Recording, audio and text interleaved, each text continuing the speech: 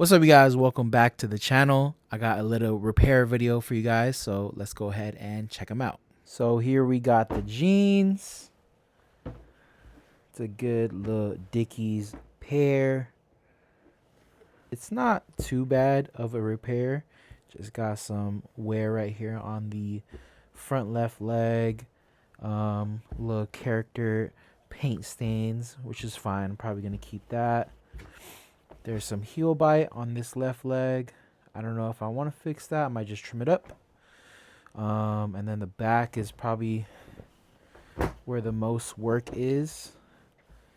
Not too much on the actual surface of the denim, but we do got some holes right here where the back pocket is, as well as on this side. And then you got to repair this, patch this up, and then sew this back down. So the plan is to remove this pocket, repair this surface, and then resew. Do the same thing with this pocket. Do the same thing with this as well. And on the front, I want to reinforce this, throw some back fabric, and add some Sashiko details. A little pattern, probably a fish scale. But yeah, we'll see. Let's go and start breaking this down. Now let's ride! Alright, y'all, so we're gonna start on the back pockets right here. Going in with the X-Acto knife on the edges, making sure that I don't cut none of the actual fabric, just the threads and everything. I'm gonna cut a little donor denim to patch up the holes, a little stabilization with the back fabrics. Making sure it fits on that area.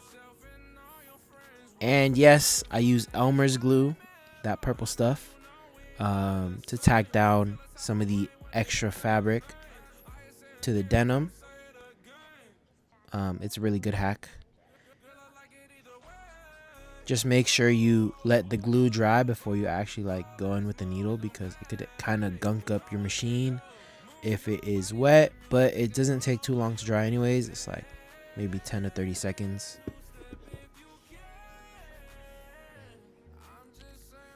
Make sure you get a good amount of the hole and the surrounding areas of the hole. I'm gonna go ahead and work on the front. You can see this is the big donor pair of the denim that I cut out. Glue that thing down so I could go ahead and hit it as a one-piece repair instead of multiple small hole repairs. And I could go in with a cooler little design, you know what I mean? Fix that little piece on that bottom. And then cool, we're done with the prep, and we could actually go in with the Sashiko, the fun part, as I like to say. Yes, I am using an embroidery hoop. You don't really have to, but for me, in certain areas it kind of helps me with the tension, and I don't really have to worry about pulling my threads through and making sure the tension is correct, because the hoop basically does that for me, keeping the tension on that small little area. As you can see, I'm going in with the little cross hatches. I'm doing the traditional little crosses on this side. This is the bottom front repair right under that big repair that I was patching up. Going with the little details. It is meticulous, but you know, it's worth the time for sure. And if you guys are keeping up with the trend, Sashiko has gotten really popular lately. Definitely well deserved. This technique takes a long time to do, and the small details are really rewarding after you actually finish it.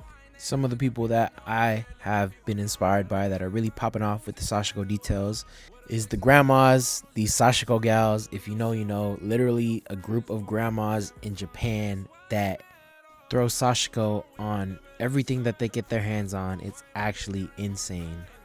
Next guy I gotta give my flowers to is that fool Filthy. This fool is crazy with it. Crazy Sashiko details, indigo dyes, distressing, everything you could think of. And bro is Filipino. You know what I mean? Shout out to Pares. And I think the last person I gotta shout out, there's a lot more people, but the last person I think in this video I should shout out is that fool Paper Official. He's from Taiwan. That guy is actually pushing the limits with this Sashiko shit, doing a lot of upcycling pieces on hats, jackets, pants, anything, literally anything. It's fire. Like, I've seen him make ties before, actually insane. Like, I would never think to customize a whole ass tie and make it the center of a fit. But yeah, those are just a couple of creatives that I'm really inspired by currently. And yeah, y'all go check them out. Them some sick ass foods, you know what I mean? Oxi, no mames, damn, hella firme. But let's go back to what I'm doing right here. I hit the little thigh piece with the circular Sashiko spiral, you know what I mean?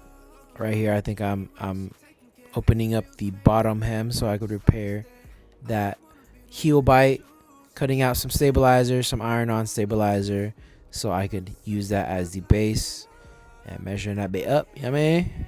So I've actually never tried this technique before. This is really gonna be the first time I've tried it. I've seen this Japanese guy on Instagram do it, so I'm gonna go ahead and try my little version out. I'm gonna iron on that back piece, and then I'm gonna cut out some loose Sashiko threads and do a little zigzag stitch over it and see how it goes. But yeah, here it is. It actually went really good. The fabric is pretty in there with the stitching and the thread, so I think I'm pretty good at this technique. And the result is...